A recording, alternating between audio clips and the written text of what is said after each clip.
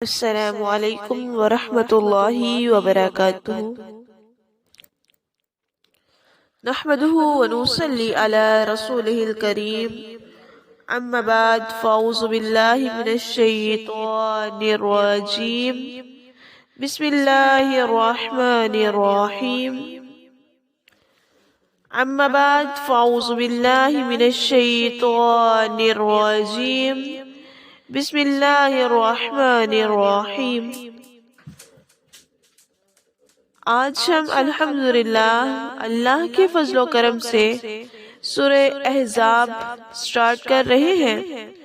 اللہ تبارک و تعالیٰ سے دعا ہے کہ اللہ تعالیٰ مجھے حق اور سچ بیان کرنے کی توفیق عطا فرمائے اور میرے سمیت آپ سب کو اس پر عمل کرنے کی توفیق عطا فرمائے۔ سورہ احزاب یہ سورت مدینہ منورہ میں نازل ہوئی۔ کیونکہ اس میں 3 واقعات پائے جاتے ہیں، اور وہ 3 واقعات کون سے ہیں؟ سب سے پہلا جو اس میں واقعہ آئے گا ہمارے پاس وہ ہے غزوہ احزاب، ٹھیک ہے، جس کو غزوہ خندق بھی کہا جاتا ہے۔ دوسرا ہے غزوہ بنی قریظہ اور حضرت زینب سے آپ صلی اللہ علیہ وآلہ وسلم کا نکاح، ٹھیک ہے۔ تو کیوں یہ 3 واقعات ایک ہی صورت میں کیوں اور کیسے؟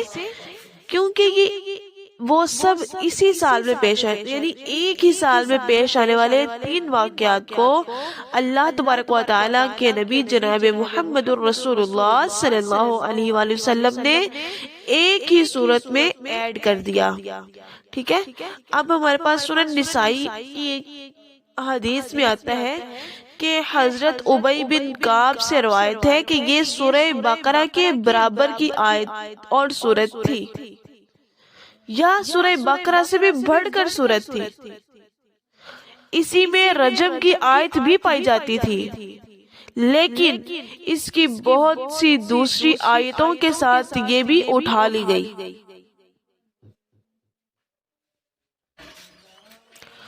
اور حدیث کی دوسری کتابوں میں ہے کہ حضرت عمر رضی اللہ تعالی عنہ نے خطبہ دیتے ہوئے فرمایا، لوگوں، اللہ تعالیٰ نے محمد الرسول اللہ صلی اللہ علیہ وآلہ وسلم کو حق دے کر مبعوث فرمایا ہے اور آپ صلی اللہ علیہ وسلم پر کتاب اتاری۔ دوسری آیتوں کے علاوہ آپ صلی اللہ علیہ وسلم پر رجم کی آیت بھی نازل کی گئی، جسے ہم نے پڑھا اور یاد کیا۔ نبی کریم صلی اللہ علیہ وسلم نے بھی رجم کیا اور آپ کے بعد ہم نے بھی رجم کیا۔ مجھے اندیشہ ہے کہ کچھ زمانے گزر جانے کے بعد کچھ لوگ یہ کہنے لگے کہ ہم اللہ کی کتاب میں رجم کی آیت نہیں پاتے۔ اگر وہ ایسا کہیں گے تو اللہ کے نازل کردہ فریضہ کو چھوڑنے کی بنا پر گمراہ ہو جائیں گے، ٹھیک ہے۔ تو ہم نے یہ شان نزول مختصر تھا جو کہ میں نے آپ کو سنایا۔ آگے ہم سٹارٹ کرتے ہیں آیت نمبر 1 سے، جو کہ ہماری سٹارٹ ہو رہی ہے، یا ایھا النبی اتق اللہ، ٹھیک ہے، کہ اے نبی آپ اللہ سے ڈرتے رہے، ولا تطیعی، اور نہ کہنا مانے، ولا تطیع الکافرین، کافروں کا، والمنافقین، اور منافقوں کا، بے شک اللہ تعالیٰ جاننے والا ہے اور حکمت والا ہے۔ اب اس آیت میں اللہ تبارک و تعالیٰ کس کو تنبیہ کر رہے ہیں؟ اعلیٰ سے ادنا پر تنبیہ فرمائی، یعنی جب آپ صلی اللہ علیہ وآلہ وسلم کو اللہ سے ڈرتے رہنے، کافروں اور منافقوں کی بات نہ ماننے کی تاکید کی ہے، تو دوسرے لوگوں کو بطریق اولیٰ یہ حکم ہے کہ کافر چاہے اپنی طرف نرم کرنا چاہے لوگوں کو، یعنی اپنی طرف مائل کرتے ہیں لوگوں کو، منافق چاہتے ہیں کہ اپنی چال میں وہ ہم مسلمانوں کو پھنسا لے، اور پیغمبر کو اللہ پر بھروسہ تھا، اس لیے انہوں نے کوئی بھی نادانی نہیں کی اور انہوں نے دنائی سے کام لیا، یعنی عقل سے کام لیا، سمجھ سے کام لیا، شیطان کو اپنی طرف مغلوب کرنے سے بچے رہے، شیطان کو اپنی طرف مائل نہیں کیا، تو ان کا نتیجہ کیا نکلا؟ انہوں نے جنت پالی، ان کو ان تمام باتوں سے رہائی مل گئی جن سے وہ رہائی لینا چاہتے تھے۔ اب ہمارے پاس آیت نمبر 2 ہے جو کہ وَاتَّبِعْ مَا يُوحَىٰ إِلَيْكَ مِن رَبِّكَ، اور پیروی کریں جو وحی کیا جاتا ہے آپ کی طرف، آپ کے رب کی طرف سے۔ بے شک اللہ تعالیٰ ہے جو تم کرتے ہو باخبر ہے، جاننے والا ہے، ہر ایک عمل کو جانتا ہے۔ یعنی قرآن کی اور احادیث کی بھی اسی لیے وضاحت کی گئی ہے ہر آیت میں، ہر صورت میں، کہ جو آیت ہے وہ تو اللہ تبارک و تعالیٰ کی طرف سے ہی ہے، لیکن جو حدیث ہے، حدیث کے الفاظ تو نبی کریم صلی اللہ علیہ وآلہ وسلم کی طرف سے ہیں، لیکن ان کے معنی اور مفہوم جو ہے وہ کس کی طرف سے ہے؟ اللہ کی طرف سے ہے۔ ٹھیک ہے، آگے ہے وَتَوَكَّلْ عَلَى اللَّهِ وَكَفَى بِاللَّهِ وَكِيلًا، آپ اللہ ہی پر توکل رکھیں، وہ کارسازی کے لیے کافی ہے۔ یعنی اپنے تمام معاملات اور احوال ان لوگوں کے لیے جو اس پر بھروسہ رکھتے ہیں اور اسی کی طرف ہے رجوع کر کے جانا، یعنی ان تمام باتوں کا ہمیں خیال رکھنا چاہیے۔ یعنی اللہ تبارک و تعالیٰ نے کہ نبی جناب محمد رسول اللہ صلی اللہ علیہ وسلم نے اپنی بیوی حضرت زینب کو جب طلاق دی اور نبی نے ان سے نکاح کر لیا تو منافقوں نے بڑا شور مچایا کہ محمد صلی اللہ علیہ وسلم نے تو اپنی بہو سے نکاح کر لیا، یعنی حضرت زید بن حارثہ نے طلاق دے دی تھی نا حضرت زینب کو، تو حضرت زینب سے پھر نکاح کر لیا تھا اللہ کے نبی نے۔ تو جب نبی نے نکاح کیا تو لوگ کہنے لگے کہ یہ تو زید بن محمد تھا، یعنی محمد کا بیٹا تھا۔ تو محمد کا جو بیٹا یعنی اللہ کے نبی جناب محمد رسول اللہ علیہ وسلم یعنی زینب حضرت محمد کی بہو لگی۔ تو حضرت محمد صلی اللہ علیہ وسلم نے جب نکاح کیا تو لوگ باتیں کرنے لگے کہ یہ تو انہوں نے تو اپنی بہو سے نکاح کر لیا ہے۔ تو پھر فرمایا کہ نہیں، وہ میرا حقیقی بیٹا نہیں ہے۔ اس پر یہ آیت نازل ہو گئی اور اس رسم کو ختم کر دیا گیا پراپرلی۔ ٹھیک ہے، آگے ہمارے پاس آیت ہے ادعوہم، انہیں پکارو، لی آبائہم، ان کے باپوں کی طرف سے، ادعوہم، ان کو پکارو ان کے باپوں کی نسبت سے، ہوا وہ اقسط عند اللہ، اللہ کے نزدیک زیادہ انصاف والی بات ہے۔ فائن پس اگر لم تعلموا، نہ تم جانتے ہو ان کے باپ کو، تو پس وہ تمہارے بھائی ہیں دینی اور تمہارے رفیق ہیں یعنی دوست ہیں۔ اس حکم سے اس رواج کی ممانعت کر دی گئی جو زمانہ جاہلیت سے چلا رہا تھا اور ابتدائی اسلام میں بھی رائج تھا کہ لے پالک بیٹوں کو حقیقی بیٹا سمجھا جاتا تھا۔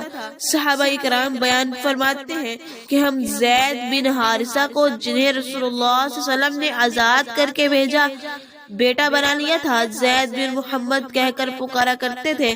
تو پھر کیا ہوا، اسی بنا پر انہوں نے ان کی بیوی سے جب نکاح کیا تو ان سب باقی لوگوں کو خبر ہو گئی کہ یہ واقعی بات ایسے نہیں ہے۔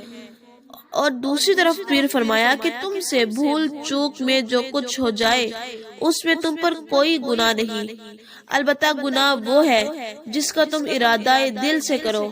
اللہ تعالیٰ بڑا ہی بخشنے والا ہے، بہت رحم کرنے والے ہیں، اس لیے خطا معاف فرما۔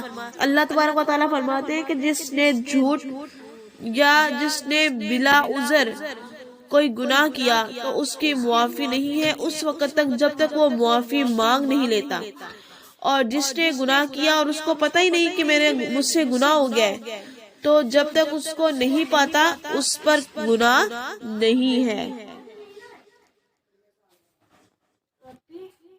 جی تو آگے ہمارے پاس ہے آیت نمبر 10۔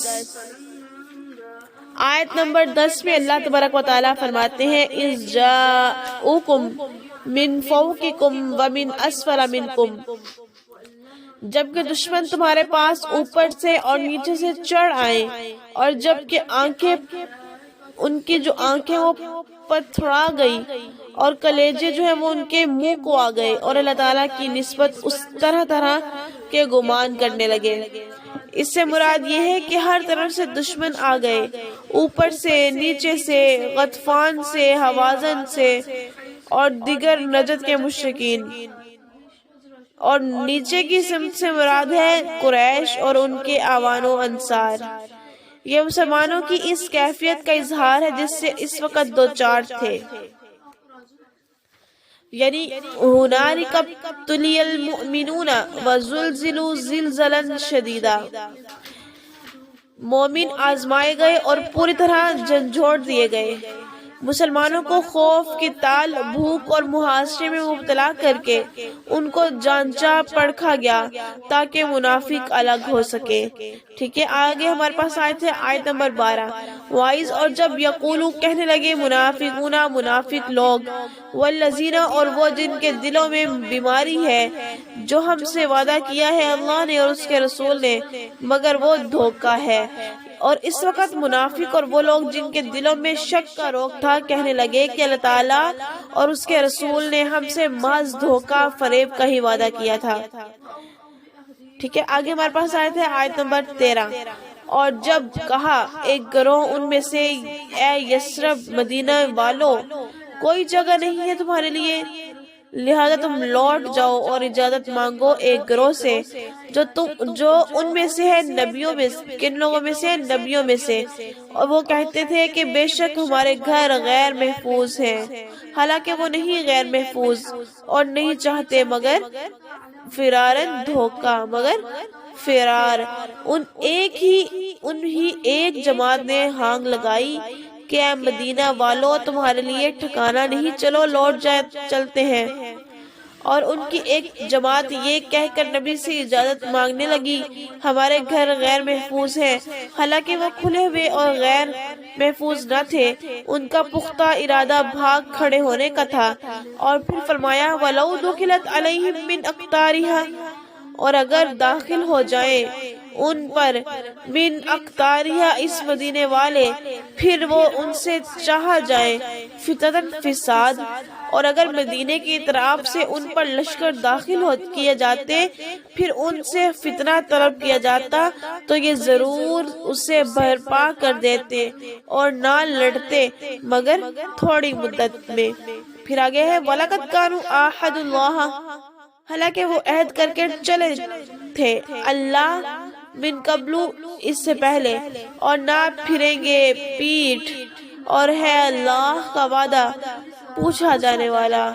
بیان کیا جاتا ہے کہ یہ منافقین جنگ بدر تک مسلمان نہیں ہوئے، لیکن جب مسلمان فاتح ہو کر اور مال غنیمت دے کر واپس آئے تو انہوں نے نہ صرف یہ کہ اسلام کا اظہار کیا بلکہ یہ عہد بھی کیا کہ آئندہ جب بھی کفار سے معرکہ پیش آیا تو وہ مسلمانوں کے ساتھ مل کر ضرور لڑیں گے۔ یہاں ان کو وہی عہد یاد کرایا گیا، یعنی اسے پورا کرنے کا اعلان، اسے پورا کرنے کا ان سے مطالبہ کیا گیا، اور عدم دفاتر پر صراح کے مستحق ہوں گے۔ اللہ تبارک و تعالیٰ سے دعا ہے کہ اللہ تعالیٰ ہمیں اس پر عمل کرنے کی توفیق عطا فرمائے، اور اگر مجھ سے کوئی غلطی ہو گئی ہو تو مجھے اللہ تبارک و تعالیٰ اپنی رحمت سے معاف فرمائے۔ وما علینا الا البلاغ المبین۔ السلام علیکم ورحمۃ اللہ۔ جی تو آگے ہمارے پاس آیت ہے آیت نمبر 6۔ النبی اولا بالمؤمنین، نبی زیادہ حقدار ہے مومنوں کے، پیغمبر مومنوں پر خود ان سے بھی زیادہ حق رکھتے ہیں۔ اب اس سے کیا مراد ہے؟ نبی اپنی امت کے لیے جتنے شفیق اور خیر خواہ تھے، محتاج وضاحت نہیں۔ اللہ تعالیٰ نے آپ کی اس شفقت اور خیر خواہی کو دیکھتے ہوئے اس ایک آیت میں آپ کو مومنوں کے اپنے نفس سے بھی زیادہ حقدار بنا دیا۔ آپ کی محبت کو دیگر تمام محبتوں سے فائق تر، آپ کے حکم کو اپنی تمام خواہشات سے اہم قرار دے دیا۔ اس لیے مومنوں کے لیے ضروری ہے کہ آپ ان کے جن مالوں کا مطالبہ اللہ کے لیے کریں وہ آپ پر نچھاور کر دیے جائیں۔ انہیں خود کتنی ہی ضرورت ہو آپ سے اپنے نفسوں سے بھی زیادہ محبت کریں۔ حضرت عمر کا واقعہ ہے کہ آپ صلی اللہ علیہ وسلم کے حکم کو سب پر مقدم اور آپ کی اطاعت کو سب سے اہم سمجھیں۔ جب تک یہ خود سپردگی نہیں ہوگی کوئی آدمی مومن نہیں بن سکتا۔ اسی طرح جب تک آپ کی محبت تمام محبتوں پر غالب نہیں ہوگی وہ صحیح مومن نہیں ہو سکتا۔ آگے ہمارے پاس ہے اور رشتہ دار کتاب اللہ کی روح سے بنسبت دوسرے مومنوں اور مہاجروں کے آپس میں زیادہ حقدار ہیں۔ اب یہ کیسے زیادہ حقدار ہیں؟ یعنی احترام و تکریم میں ان سے نکاح نہ کرنے میں مومن مرد اور مومن عورتوں کی مائیں بھی سیم ہی ہیں۔ اب مہاجرت اخوت کی وجہ سے وراثت نہیں ہوگی، اب وراثت صرف قریبی رشتہ داروں کی بنیاد پر ہی ہوگی۔ اب کیا اس کا مقصد اور معنی کیا ہے؟ مگر یہ کہ تم اپنے دوستوں کے ساتھ حسن سلوک کرنا چاہو، یہ حکم الہی میں لکھا ہے۔ یعنی کیا ہے؟ غیر رشتہ داروں کے لیے احسان اور جو ان کا بدلہ ہے اور جو ان کا صلہ ہے وہ ان کا معاملہ بالکل پرفیکٹلی کر سکتا ہے، نیز ان کے لیے 1/3 مال میں سے وصیت بھی کر سکتا ہے۔ ٹھیک ہے، اب اس کا مقصد کیا ہے، اس کا معنی کیا ہے؟ یعنی اس کا مقصد اور معنی یہ ہے کہ ہجرت کے بعد آپ صلی اللہ علیہ وسلم نے مہاجرین اور انصار مدینہ کے درمیان بھائی چارہ قائم کر دیا تھا، جس کی بنا پر وہ ایک دوسرے کے وارث بھی ہوتے تھے۔ سورہ احزاب کی اس آیت سے یہ وراثت منسوخ کر دی اور رشتہ داروں کو وارث قرار دیا گیا۔ ٹھیک ہے، آگے ہمارے پاس آیت ہے وَإِذْ أَخَذْنَا مِنَ النَّبِيِّينَ مِيثَاقَهُمْ وَمِنْكَ مِنْ نُوحٍ وَإِبْرَاهِيمَ وَمُوسَى وَعِيسَى ابْنِ مَرْيَمَ وَأَخَذْنَا مِنْهُمْ مِيثَاقًا غَلِيظًا، جبکہ ہم نے تمام نبیوں سے عہد لیا اور بالخصوص آپ سے اور نوح سے اور ابراہیم سے، موسیٰ سے، مریم کے بیٹے عیسیٰ سے، اور ہم نے ان سے پکا ہوا یعنی پختہ عہد لے لیا۔ اس عہد سے مراد کیا ہے؟ اس عہد سے مراد کیا ہے؟ اس عہد سے مراد یہ ہے کہ اللہ تبارک و تعالی جس نے ان کے تمام تر جو نظام تھا وہ پورا کر دیا۔ 5 انبیاء کا نام لیا گیا یہاں پر، جن سے ان کی اہمیت و عظمت واضح ہوتی ہے، اور پھر 5 نبیوں میں سب سے پہلا اور سب سے اول نام جس کا لیا وہ کون ہے؟ جناب محمد الرسول اللہ صلی اللہ علیہ وآلہ وسلم۔ آگے ہمارے پاس آیت ہے لِيَسْأَلَ الصَّادِقِينَ، تاکہ وہ سوال کرے سچوں میں سے۔ اللہ تعالیٰ سچوں سے ان کی سچائی کے بارے میں پوچھتے ہیں، اور کافروں کے لیے ہم نے المناک عذاب تیار کر رکھا ہے۔ یعنی عہد وعدہ اس لیے تھا کہ اللہ سچے نبیوں سے پوچھے کہ انہوں نے اللہ کا پیغام اپنی قوموں تک پہنچایا تھا، یا دوسرا مطلب یہ بھی ہے کہ انبیاء سے پوچھے کہ تمہاری قوموں نے تمہاری دعوت کا جواب کس طرح دیا، یعنی نیگیٹو یا پوزیٹو، مثبت یا منفی۔ اس میں داعیان حق کے لیے بھی تنبیہ ہے کہ وہ دعوت حق کا فریضہ پوری تن من جان سے اخلاص سے ادا کریں تاکہ بارگاہ الہی میں سرخرو ہو سکے۔ ان لوگوں کے لیے بھی جو وعید ہے جن کو حق کی دعوت پہنچائی جائے، اگر وہ اسے قبول نہیں کریں گے تو وہ عند اللہ مجرم اور مستبج قرار پا جائیں گے۔ جی تو آگے ہمارے پاس جو آیت ہے، آیت مبارکہ، وہ ہے ہمارے پاس آیت نمبر سورہ احزاب کی 9۔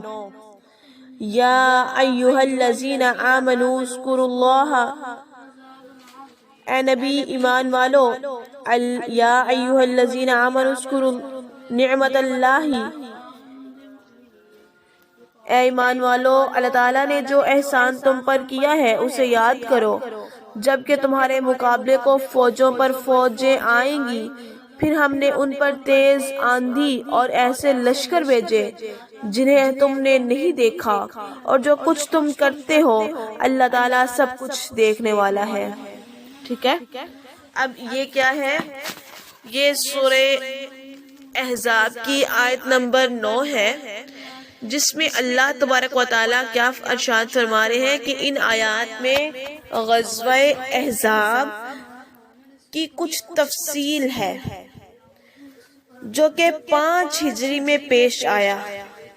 اسے احزاب اس لیے کہتے ہیں کہ اس موقع پر تمام اسلام میں دشمن جو گروہ تھا وہ جمع ہو کر مسلمانوں کے مرکز مدینہ پر حملہ آور ہوئے تھے۔ احزاب حزب کی جمع ہے، یعنی اس کی احزاب بولتے ہیں گروہ کو، اور اسے جنگ خندق بھی کہتے ہیں، اس لیے کہ مسلمانوں نے اپنے بچاؤ کے لیے مدینے کے اطراف میں خندق کھودی تھی تاکہ دشمن مدینہ کے اندر نہ آ سکے۔ اس کی مختصر تفسیر یہ ہے کہ یہودیوں کے قبیلے بنو نذیر، جس کو رسول اللہ صلی اللہ علیہ وسلم نے مسلسل بدعہدی کی وجہ سے مدینے سے جلا وطن کر دیا تھا، یہ قبیلہ خیبر میں جا آباد ہوا۔ اس نے کفار مکہ کو مسلمانوں پر حملہ آور ہونے کے لیے تیار کیا۔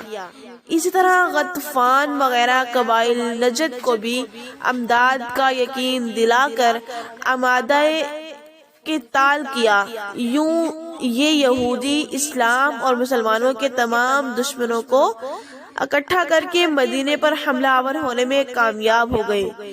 مشرکین مکہ کی قیادت میں کیا ہوا؟ اس بنا پر وہ قیام پذیر ہو گئے۔ ادھر ابو سفیان کے پاس تھے، مشرکین مکہ کی جو قیادت تھی وہ ابو سفیان کے پاس تھی۔ انہوں نے عہد کے آس پاس پڑاؤ ڈالا کہ تقریباً مدینے کا محاصرہ کر لیا۔ ان کی مجموعی تعداد 10,000 تھی، جبکہ مسلمان جو تھے وہ کتنے تھے؟ 3,000 تھے، اور مسلمانوں کے پاس جو ساز و سامان تھا وہ بھی بہت کم تھا۔